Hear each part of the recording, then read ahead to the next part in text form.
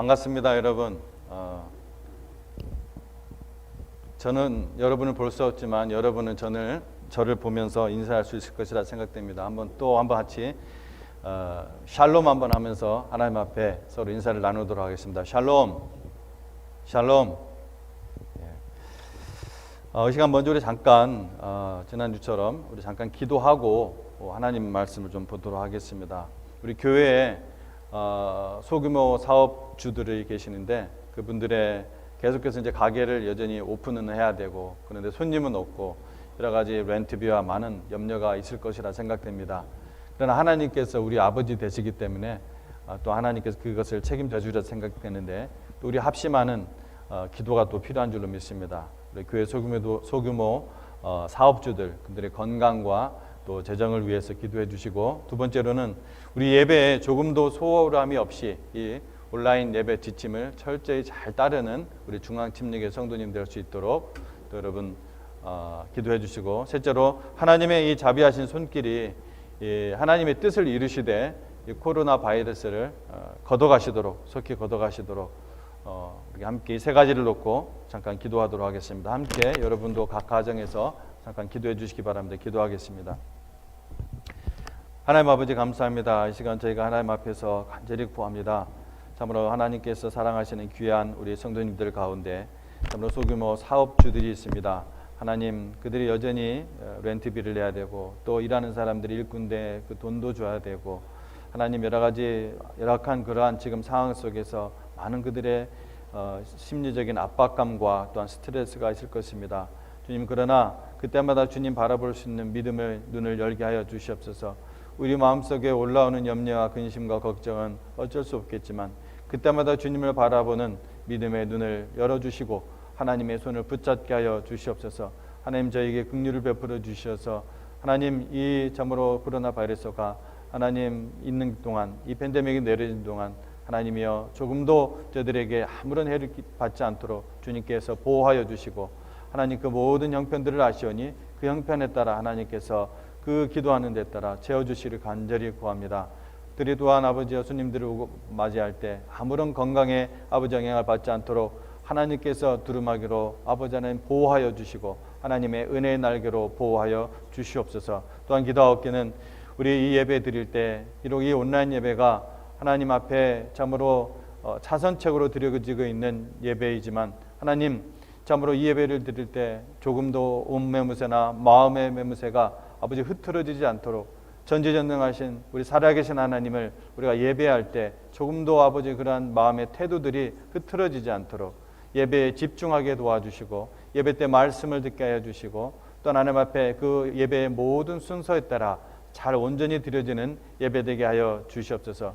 그래서 우리 중앙침례교회가 이 기간 동안에 더욱더 하나님께 인정받는 교회되게 하여 주시옵소서. 또한 우리 하나님의 자비하신 손길로 말미암아 하나님의 그 뜻을 이것을 통해서 이루시되 하나님, 이 코로나 바이러스가 하나님 이 지역과 온 세계 아버지로부터 떠나가게 하여 주시고 하나님의 교회가 이런 말미암아 더욱더 아버지 회개하며 더욱더 하나님의 생명의 복음을, 영생의 복음을 증거하는 교회 될 수 있도록 하나님 갱신할 수 있도록 말씀으로 돌아가는 교회들이 될 수 있도록 주여 이끌어 주시옵소서.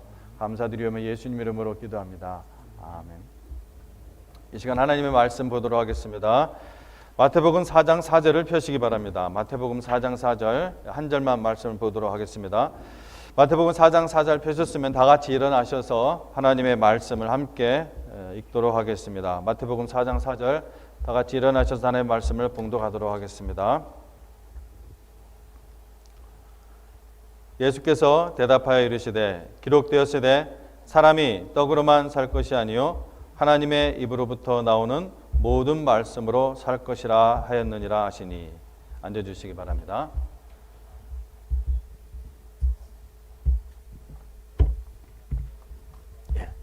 제가 갑자기 사라져서 놀라셨죠? 만일을 대비해서 제가 지금 목캔디를 하나 물고 살짝 준비해 놓겠습니다.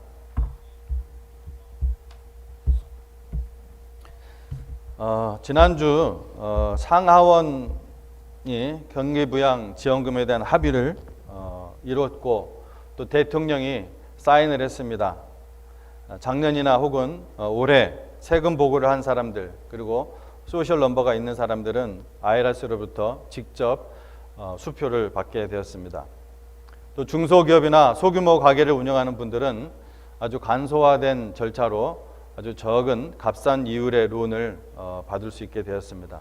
미국 역사에서 이렇게 대규모로 재정 지원을 하는 일은 처음이라고 합니다. 하지만 많은 사람들에게는 이 법안이 비록 이제껏 미국 역사에 한 번도 없었던 그런 엄청난 일이라 할지라도 충분하지는 않을 것이라는 시각이 지배적이고 이에 대한 그런 두려움이 또한 있습니다. 가뭄이 한창일 때 구름이 이렇게 몰려왔다가 잔뜩 꼈다가 비는 내리지 않고 그냥 가버리면은 구름이 없었을 때보다 그 실망감은 더욱 클 것입니다. 이런 위기 속에서 우리에게는 가뭄의 단비와 같은 그러한 기쁜 소식이 필요합니다. 오늘 아침에 교회 주변에도 어제 저녁에도 오후에도 좀 내리곤 했는데 비가 내렸습니다. 무엇보다 가장 기쁜 소식은 인간의 근본적인 이 문제를 해결해주는 이 죄와 죽음의 문제를 완전히 해결해주는 소식은 오직 예수님의 복음밖에 없습니다. 이것이 우리에게 가장 기쁜 소식이기 때문에 굿뉴스, 가스펠, 복음이라고 하는 것입니다. 지난주에 우리 교회적으로 기쁜 소식도 함께 나누기 원합니다. 무엇보다 지금까지 코로나 바이러스에 감염된 성도가 한 명도 없고 또 건강을 잘 유지하고 있다고 합니다. 또 우리 성도님 중 한 분이 마스크를 손수 만들어서 5개의 필터와 함께 연세 드신 분들에게 배달할 수 있었습니다. 또 지난 금요일에 우리 마취과 의사 펠로우로 일하던 우리 유근주 자매님이 인터뷰에 또 패스해서 우리 클리블랜드 클리닉에서 근무하게 되었습니다. 또 지난달에 성도님 중 한 분이 강대상 헌금을 해주셨는데 이렇게 그 강대상 앞에서 제가 오늘 말씀을 전할 수 있게 되었습니다. 이렇게 넉넉하지 않은 가운데서 정말 이렇게 너무 귀한 헌금을 해주셨는데, 큰 헌금을 해주셨는데, 제가 덕분에 이 답답했던 이 앞에 이 설교 강단이 아주 시원해졌고 또 아주 아름다워졌고, 그래서 무언가 설교 강단과 여러분 사이에 좀 더 소통이 가까워지는 그런 마음도 있고 너무나 아름다워졌습니다. 아주 견고해서 견고하고 또 아주 아름다워서 주님 오실 때까지 쓸 수 있지 않을까 이렇게 저는 생각이 됩니다. 여러분도 지금 그 화면을 보시면서 아마 놀라셨을 거예요, 그렇죠? 너무나 좋습니다. 지난주 월요일 자정부터 오하이오에도 Stay at Home, 여러분 이렇게 알고 계시죠? 행정명령이 내려졌습니다. 이런 위기 상황에도 꼭 쓸데없는 그러한 방종과 만용으로 많은 사람들을 위험에 빠지게 하는 그런 일들이 있기 때문에 이 Stay at Home이라는 이 오더는 전염을 막기 위해서 꼭 필요한 조치라고 저도 생각을 합니다. 하지만 그 외출 금지 명령의 가이드라인을 보면은 예외가 있는데 제가 직접 살펴보고 또 여러분에게 우리 목자방에는 제가 조금 나눴는데 그것은 생필품과 또 건강에 관련된 것들입니다. 그래서 이 그로서리나 혹은 약국, 병원은 문을 닫지 않고 심지어 밖에 나가서 산책도 가능합니다. 막 놀고 그러는 것이 아니라 이렇게 새로운 신선한 공기를 마시기 위해서 이렇게 걷는 거, 이런 산책도 가능합니다. 또 다른 사람들을 돕는 직업을 가진 사람들의 경우에는 예외에 속하더라고요. 단 그런 경우에도 감염에 대한 안전 수칙을 반드시 이제 따라야 되는 것이죠. 저도 이런 일을 겪는 것이 제 일생의 처음인지라 규정 사항을 제가 숙지하였지만 혹시 제가 이게 예배당에 이렇게 나오거나 제가 매일 예배당에 지금도 이제 일부러 컨트롤 타워니까 여기가 나오거나 하는데 혹은 도움이 또 필요한 성도를 제가 방문해야 될 경우가 있지 않겠습니까?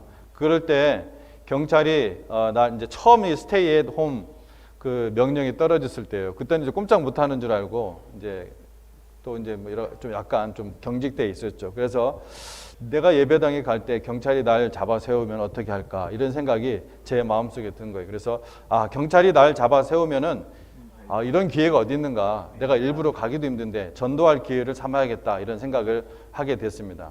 그래서 제가 성경 말씀 하나를 한국말 말씀으로는 우리가 많은 분들이 외우고 계신데 영어로 제가 이제 외웠어요. 그것이 바로 오늘 본문 말씀입니다. 오늘 본문 말씀. 마태복음 4장 4절 말씀. 사람이 떡으로만 살 것이 아니요 하나님의 입으로부터 나오는 모든 말씀으로 살 것이니라. 이 말씀인데 Man does not live by bread alone, but man does live by everything that proceeds out of the mouth of the Lord. 라는 이 말씀을 제가 영어로 외웠습니다. 저는 이 말씀을 외우면서 속으로 은근히 경찰이 좀 날 잡아 세워줬으면 하는 그런 마음이었습니다. 그래서 지갑과 차에는 평소에는 안 갖고 다니는데 그렇게 생각이 들면서부터 지갑과 차에는 제 신분증명, 제가 목사라는 증명을 뭔가 좀 할 게 필요해서 제 신분증명을 위해서 목사 명함도 일부러 제가 갖고 다닙니다. 그래서 그 명함을 제가 이제 보여주면서 이렇게 말하려고 합니다. 사람이 먹고 살기 위해서 지금 이런 상황 속에서도 그로서리를 열고 또 치료를 위해서 약국과 병원을 여는데 사람에게는 spiritual food, 하나님의 말씀이 영생을 위해 필수적이다. Man does not live by bread alone, but man does live by everything that proceeds out of the mouth of the Lord. 경찰관님, 당신도 육신을 위한 빵만 아니라 영생의 양식인 하나님의 말씀이 필요합니다. 아프면 병원에 가서 의사를 만나고 약을 사 먹어야 되지만 이 영원한 생명, 영생과 또한 영적인 치유는 사람이 할 수 없습니다. 오직 하나님만 하실 수 있습니다. 저는 그 하나님의 목사로서 그 하나님의 심부름을 하는 사람입니다. 또 포스트맨은 이런 상황에서 오히려 사람들에게 메일을 딜리버리해서 그 사람들이 기다리고 있는 소식도 전하고 또 안전한 그런 일상을 도와야 되듯이 나는 복음의 포스트맨으로서 하나님의 말씀, 복음을 딜리버리 하러 가야 됩니다.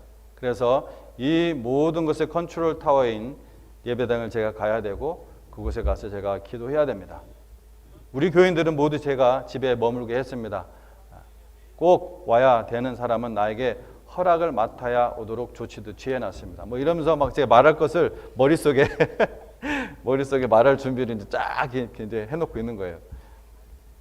그래서 운전하면서 제가 이제 예배당에 올 때 이걸 혼자서 이렇게 이제 영어니까 연습을 해야 되잖아요. 자연스럽게 안 나오잖아요. 물론 성령께서 그때 말할 것을 또 영어로도 하게 하시더라고요, 보면 항상. 근데 어쨌든 이제 긴장이 되니까 영어로 하면은 이걸 혼자서 중얼중얼 이렇게 혼자서 하면서 이렇게 하면서 보면은 어떻겠어요? 혼자 쇼하는 것 같을 거 아니에요. 그래서 웃음도 나오지만 내가 경찰에게 복음을 전할 기회를 삼기 위해서 정말 진지하게, 아주 진지하게 간절한 마음으로 제가 준비를 하고 있습니다. 사도 베드로는 베드로전서 3장 15절에서 이렇게 교훈합니다. 너희 마음에 그리스도를 주로 삼아 거룩하게 하고 너희 속에 있는 소망에 관한 이유를 묻는 자들에게는 대답할 것을 항상 준비하되 온유와 두려움으로 하고. 우리가 우리 속에 있는 소망에 관한 이유를 묻는 자들에게는 대답할 것을 항상 준비하되 온유와 두려움으로 하라고 사도 베드로는 말씀을 했습니다.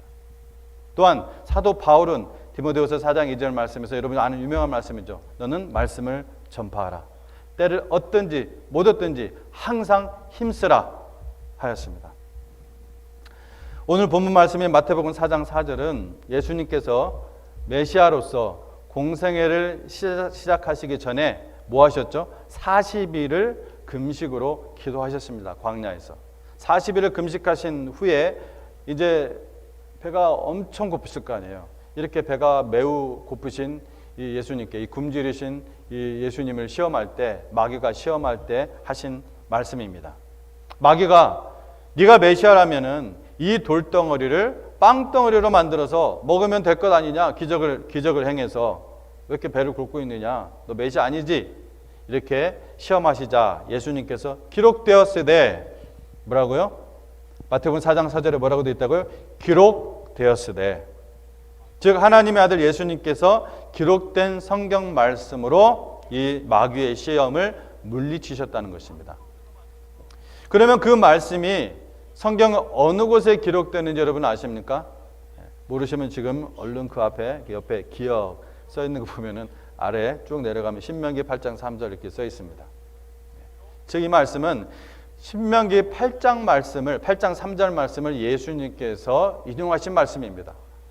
하나님의 아들 예수님께서 일부러 기록된 성경 말씀, 이것이 바로 성령의 영감으로 기록된 성경이라는 것을 증명하는 것이죠. 이 말씀을 인용해서 말씀을 하십니다. 근데 이 신명기 말씀을 보면은 사람이 떡으로만 살 것이 아니요 오직 하나님의 입으로 나오는 모든 말씀으로 살 것이니라 라는 이 말씀의 의미를 보다 더 풍성하게 더 큰 통찰력으로 우리가 읽을 수가 있습니다. 여러분도 특별히 이거 지식이 없어도 그냥 이 신명기 8장에 있는 이 1절부터 3절까지 말씀만 읽어도 여러분 그것을 느낄 수가 있을 거예요. 함께 제가 신명기 8장, 여러분 성경 있으시면 펴시고요. 예, 당연히 성경 있으시겠죠. 예배 때 신명기 8장 1절에서 3절 말씀을 제가 읽도록 하겠습니다. 내가 오늘 명하는 모든 명령을 너희는 지켜 행하라. 그리하면 너희가 살고 번성하고 여호와께서 너희의 조상들에게 맹세하신 땅에 들어가서 그것을 차지하리라. 내 하나님 여호와께서 이 40년 동안에 내게 광야길을 걷게 하신 것을 기억하라. 이는 너를 낮추시며 너를 시험하사 내 마음이 어떠한지 그 명령을 지키는지 지키지 않는지 알려 하심이라. 너를 낮추시며 너를 줄이게 하시며 또 너도 알지 못하며 내 조상들도 알지 못하던 만나를 내게 먹이신 것은 사람이 떡으로만 사는 것이 아니요 여호와의 입에서 나오는 모든 말씀으로 사는 줄을 내가 알게 하려 하심이니라. 이 8장 3 마태복음 4장 4절의 예수님의 이 말씀은 이 8장 신명기 8장에 있는 이 말씀, 특별히 3절에 있는 이 말씀 인용한 건데 그 전후를 읽으면은 이 말씀의 그 풍성함을 더 깊이 느낄 수 있다는 것입니다. 이 사람이 떡으로만 살 것이 아니요 하나님의 입으로부터 나오는 모든 말씀으로 살 것이라는 이 말씀은 모세가 40년 광야 생활 동안 이제 그 광야 생활을 끝나고 이제 40년을 돌아보는 거예요. 그 40년 광야 생활 동안 하나님의 그 돌보심을 이게 모세가 돌아보면서 고백한 것이고 또 뭐냐면 이제 설교하는 거예요. 가나안 땅을 막 들어가는 세대들에게 이제 가나안 땅을 막 들어가는 그 세대들에게 믿음을 전수하는 그러한 말씀입니다. 여러분 광야는 살기 위해서 그들 스스로 아무것도 얻을 수 있는 것이 없습니다. 아무것도 할 수 없어요. 그들 스스로 살기 위해서. 먹을 거, 마실 것뿐만 아니라 낮과 밤에 심한 온도 차이 때문에 밤에는 또 너무 춥고 낮에는 너무 뜨겁고 정말 아주 척박한 곳이 이 팔레스타인 지역의 광야라고 합니다.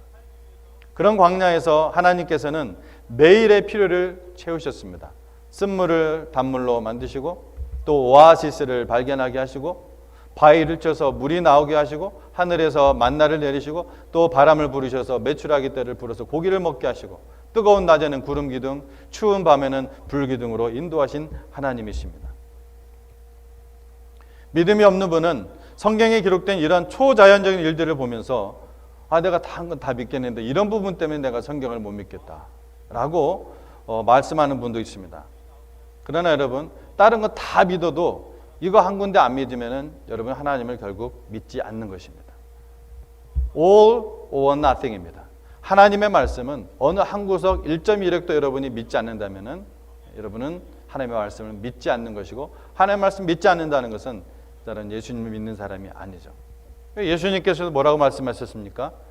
천지는 없어지려니와 율법의 1.1획 하나님 성경 말씀의 1.1획도 없어지지 아니하고 다 이루리라 말씀하셨는데 그 말씀을 정면으로 부인하는 거 아닙니까? 예수님 믿지 않는 거죠. 구원받지 않은 사람입니다. 여러분 믿음의 문턱을 넘어 들어와 있거나 혹은 이 믿음의 문턱을 넘기 바로 직전에 있는 분들 정말 아슬아슬한 줄타기를 하시는 분들 이런 분들은 사실 이미 하나님께서 광야의 경험 이런 놀라운 경험을 주고 계시는데 가만히 제가 보니까 본인이 모르는 경우가 대부분이더라고요. 이미 광야의 경험을 주고 있는데 본인은 몰라. 저는 옆에서 보이는데. 그런지 안 그런지 지금 말씀을 들으면 확인할 수가 있습니다. 이스라엘 백성이 나왔던 이집트의 이 고센 땅 그 고센 땅에서 이 가나안 땅까지는 걸어서 빠르면은 뭐 열흘, 아니면은 뭐 길어도 2주일 걸어서 그 정도밖에 안 걸린다는 거리입니다. 제가 안 걸어봤지만 뭐 모든 사람들이 그래요.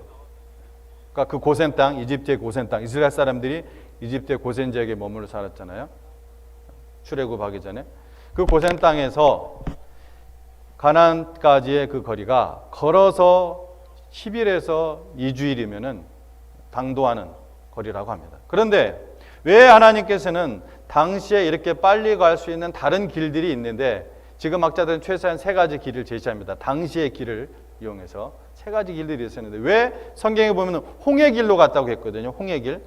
왜 하나님께서는 이 홍해길로 가게 하시고 가장 먼 길이거든요. 그리고 뿐만 아니라 광야에서 1년이나 되는 삶을 살게 하신 후에 그 다음에 가나안 땅으로 진격해 들어가라고 하셨는가?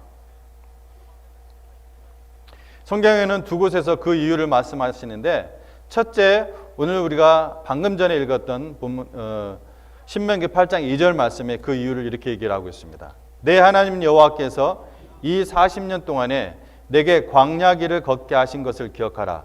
이는 여기서 이유를 말씀하시는데 이는 너를 낮추시며 너를 시험하사 내 마음이 어떠한지 그 명령을 지키는지 지키지 않는지 알려 하심이라.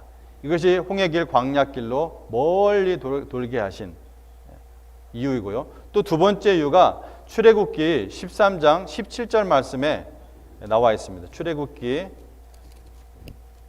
13장 17절 말씀에 또 다르게 이렇게 다른 각도에서 얘기를 하고 있습니다.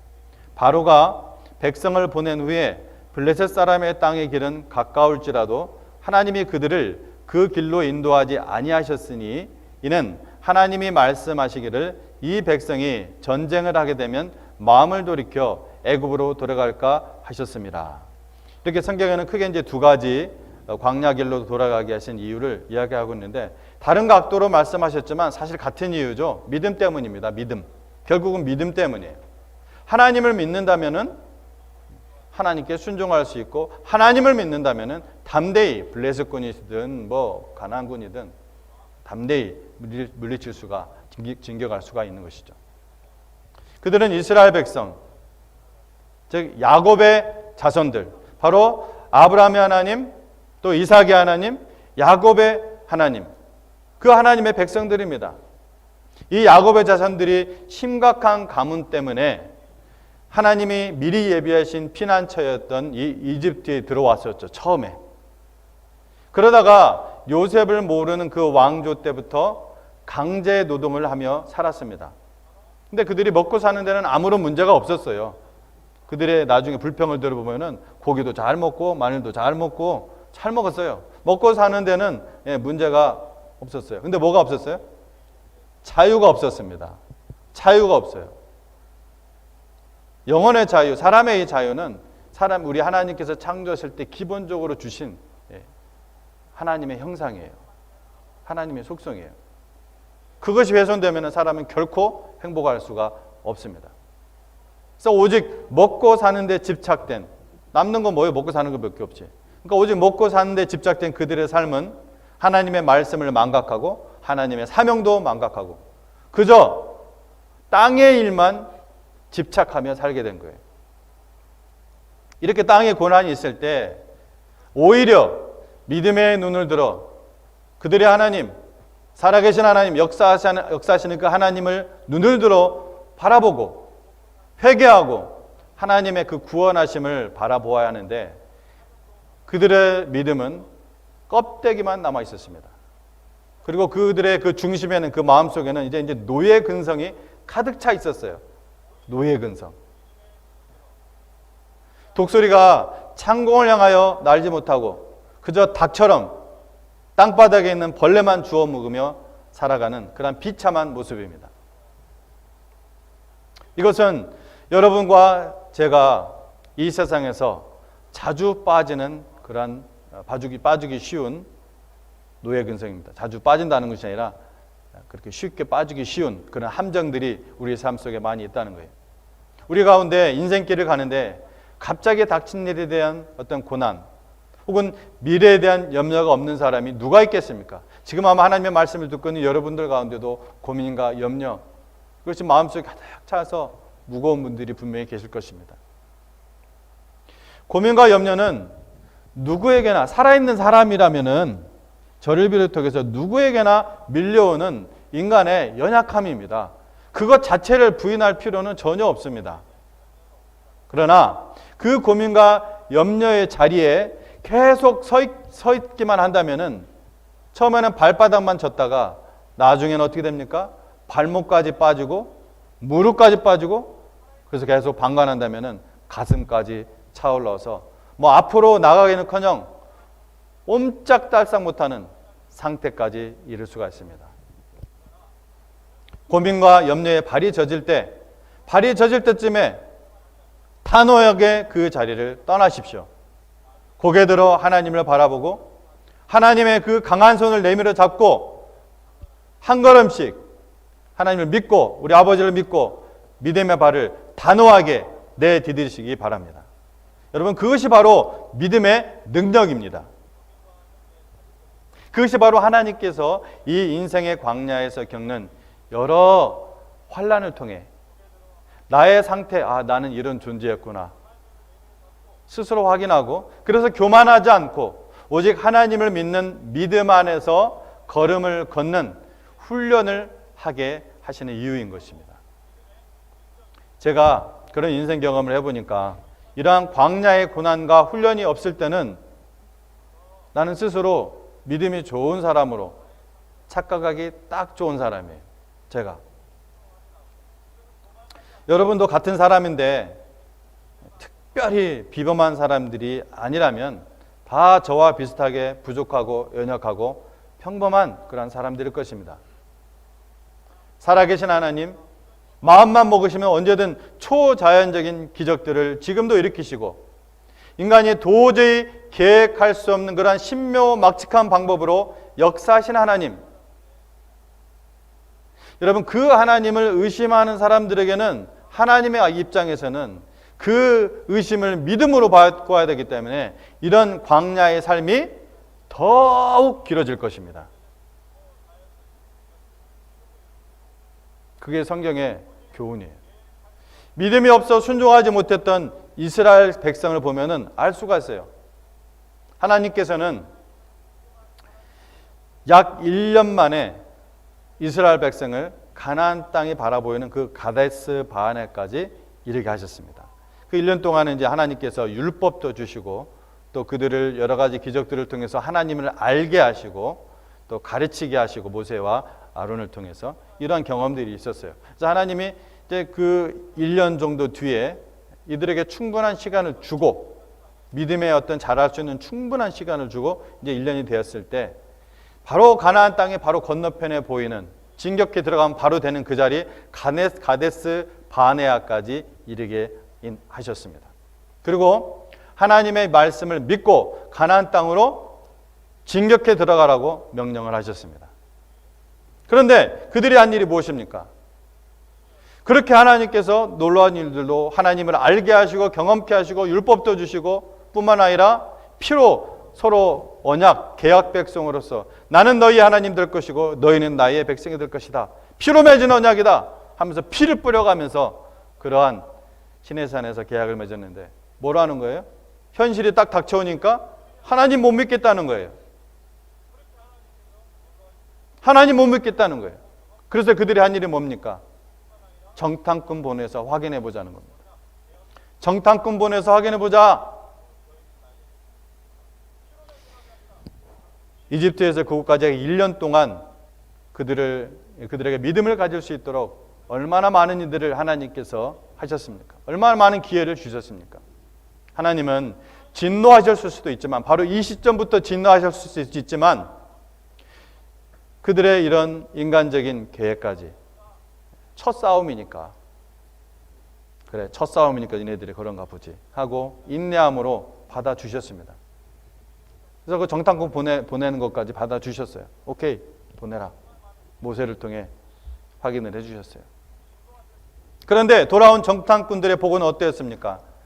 10대 2예요. 10대 2. 12명이 가는데 10대 2로 우리 5배 차이로 부결을 한 거예요. 우리는 못 간다. 우리는 가나안 사람들과 싸워서 다 죽는다. 우리는 그들의 군사력과 그 무기와 그 거인 군사들에 비하면 메뚜기 같다. 손가락을 확 눌러버리면 죽는 그런 메뚜기 같은 존재다. 하면서 울며 펑펑 울면서 불평하고 공포에 빠지고 모세를 향하여 비난하고 난리가 난 겁니다.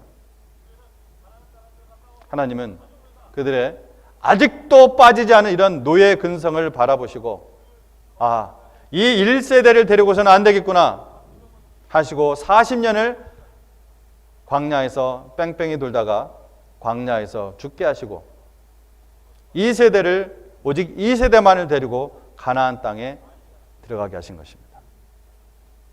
하나님께서 대노하시고 그들을 다 진멸하려고 했어요. 사실 1세대고 뭐 2세대고 다 진멸하려고 하셨으나 모세의 그 기도로 그나마 40년을 광야에서 살게 하신 거예요. 1년 만에 들어갈 땅을 믿음이 없었던 1세대 40년 동안 그 척박한 광야에서 텐트 치고 돌아다니다가 죽게 하신 거예요.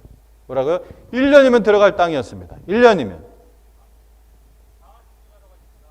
근데 그들이 믿음으로 나가지 못하고 오히려 의심하고 오히려 불평하고 오히려 그때마다 하나님의 백성의 모습을 다 상실해버리자 40년을 광야에서 텐트 치며 살다가 죽게 하시고 이 1세대 중 오직 믿음의 정탐 보고를 했던 여호수아와 갈렙 딱 2명이에요.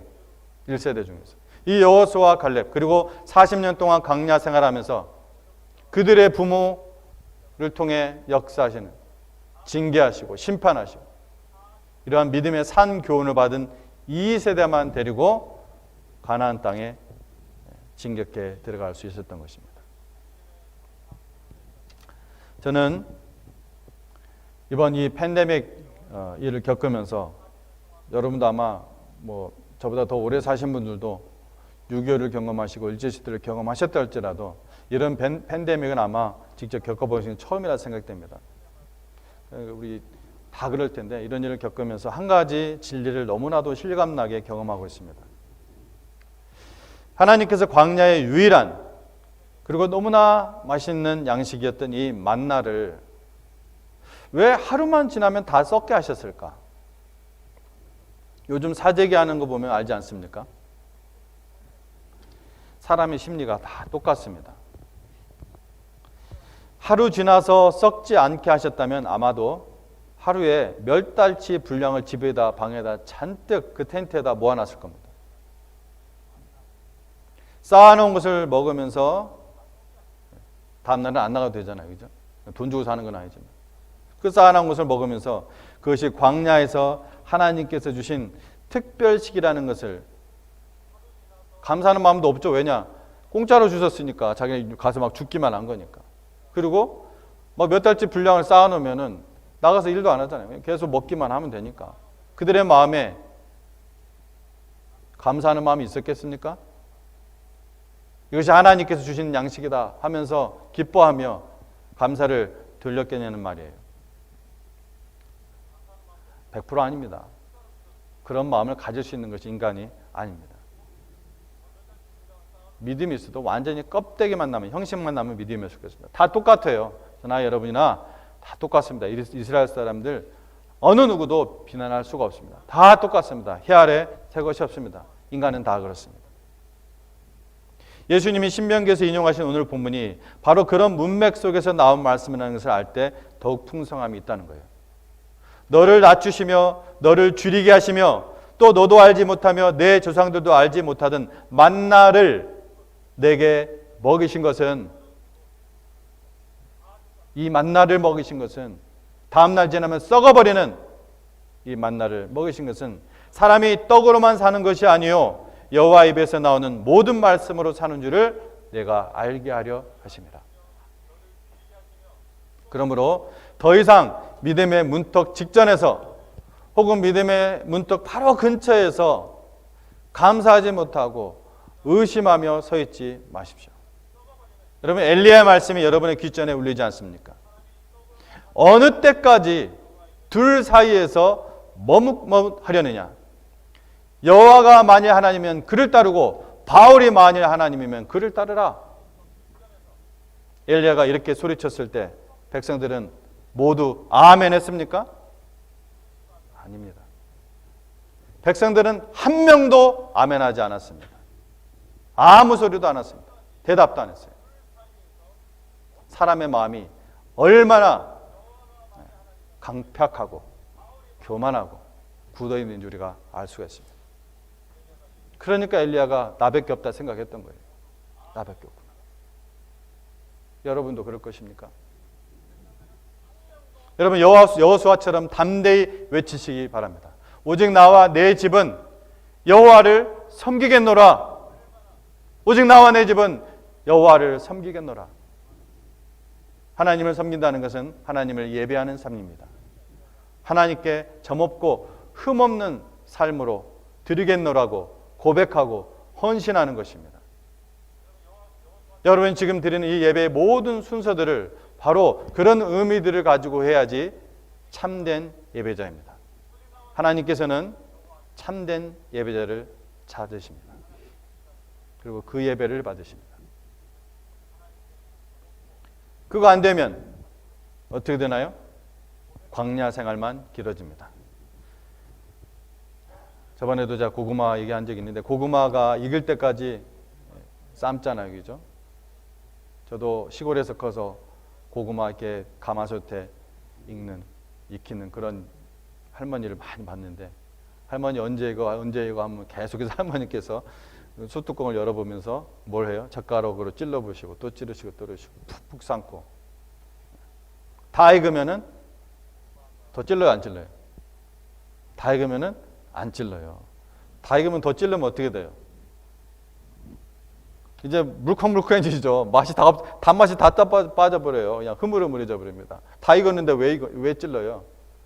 다 삶아졌으면은 더 삶아도 안 돼요. 타버립니다. 그때까지는 근데 찔러요. 그때까지는 푹푹 삶습니다. 여러분 은혜 받을 만한 때에 은혜를 받으시기 바랍니다. 믿을 만한 때에 믿으시기 바랍니다. 그리고 1세대에 또 한 명의 믿음의 사람 여호수아 말고 오직 나와 내 집은 여호와를 섬기겠노라 이렇게 고백했던 여호와 말고 갈렙, 여러분 이 갈렙처럼 또한 외치시기 바랍니다. 이 산지를 지금 내게 주소서. 이 산지를 지금 내게 주소서.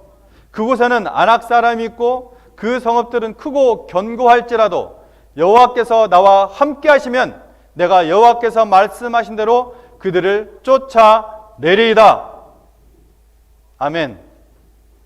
여호수아 14장 12절 말씀입니다. 비록 여러분 앞에 닥친 일들이 너무너무 거대해 보이고 뚫고 나갈 수 없을 정도로 너무 견고하더라도 여호와 하나님과 함께 동행하시면 전지전능하신 그 하나님의 그 주관하심과 그 섭리하심으로 통쾌하고 아주 짜릿한 그 최후의 승리를 맛보게 하실 것입니다. 그래서 우리는 때론 우리의 연약함으로 인해 배틀에서는 지더라도 워에서는 결코 지지 않습니다.